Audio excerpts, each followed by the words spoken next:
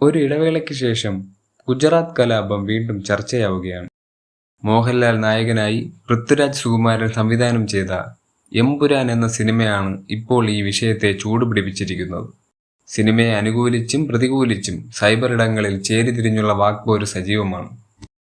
ഗുജറാത്ത് കലാപവുമായി ബന്ധപ്പെട്ട രംഗങ്ങളാണ് ഇത്തരമൊരു ചർച്ചയ്ക്ക് കാരണമായത്. എന്താണ് ഗുജറാത്ത് കലാപം? എമ്പുരാൻ സിനിമയിൽ കാണിക്കുന്ന രംഗങ്ങളൊക്കെ കെട്ടുകഥകളാണോ? എന്തുകൊണ്ട് സിനിമയ്ക്കെതിരെയും അതിൽ പ്രവർത്തിച്ചവർക്കെതിരെയും വിമർശനങ്ങൾ ഉയരുന്നു? 2002 നരോദ പാട്ടിയിൽ നടന്ന കൂട്ടക്കൊലയുടെ സാമ്യം തോന്നുന്ന രംഗങ്ങളാണ് ഇപ്പോൾ ചർച്ചയാകുന്നത്. ഒപ്പം സിനിമയിലെ വില്ലൻ കഥാപാത്രമായ ബാബ ബജ്രംഗി അഭിമന്യു സിംഗാണ് വില്ലൻ കഥാപാത്രം അവതരിപ്പിച്ചിരിക്കുന്നത്. ആരാണ് സത്യത്തിൽ ഈ വില്ലൻ കഥാപാത്രം? നരോദ പാട്ടിയിൽ നടന്ന കൂട്ടക്കൊലയുടെ സൂത്രധാരനായിരുന്നു ബാബുഭായ് പട്ടേൽ എന്ന ബാബു ബജ്രംഗി.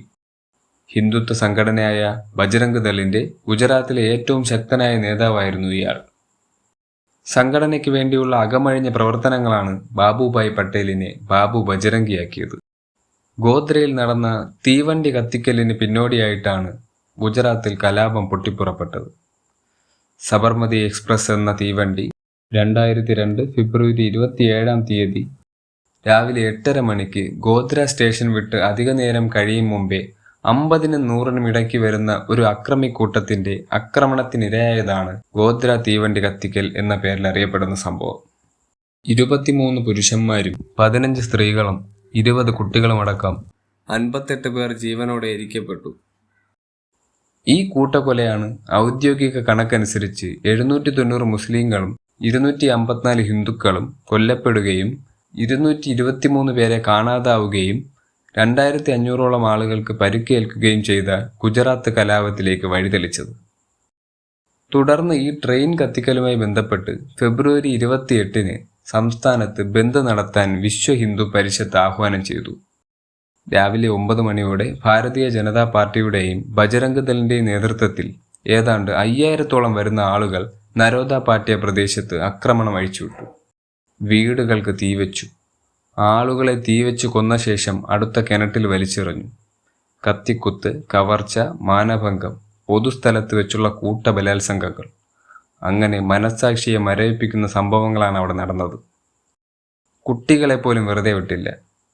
36 സ്ത്രീകൾ, 26 പുരുഷന്മാർ, 35 കുട്ടികൾ എന്നിങ്ങനെ 97 പേർ കൊല്ലപ്പെട്ടു. ആക്രമിക്കപ്പെട്ടതെല്ലാം മുസ്ലിങ്ങളായിരുന്നു. ഒരൊറ്റ ഹിന്ദുവിന് നേരെയും ആക്രമണം ഉണ്ടായില്ല.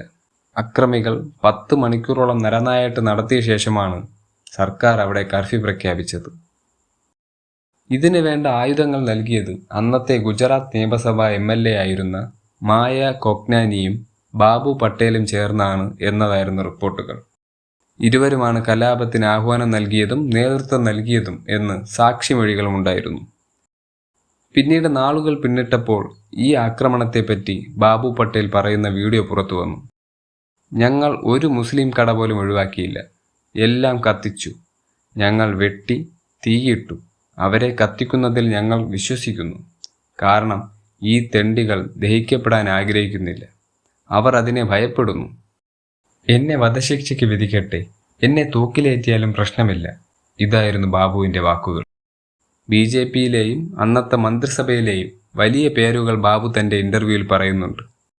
2012 ബാബുവിനെയും മുൻ ഗുജറാത്ത് മന്ത്രി മായ കൊക്നാനിയെയും കോടതി കുറ്റക്കാരായി കണ്ടെത്തി. കൊലപാതക ശ്രമം, ഗൂഢാലോചന തുടങ്ങിയ കുറ്റങ്ങൾ ചുമത്തിയ കോടതി ബാബുവിനെ ജീവപര്യന്തം തടവിന് വിധിച്ചു. ശേഷം ബാബുവിന് 16 തവണ ജാമ്യം ലഭിച്ചിരുന്നു. 2023 തെളിവുകളുടെ അഭാവം ചൂണ്ടിക്കാട്ടി മായ കൊക്നാനിയെ 2 കുറ്റങ്ങളിൽ നിന്ന് വിമുക്തയാക്കി. ഇതാണ് എമ്പുരാൻ സിനിമയിലെ ചർച്ചയായ വിഷയത്തിലെ യാഥാർത്ഥ്യങ്ങൾ.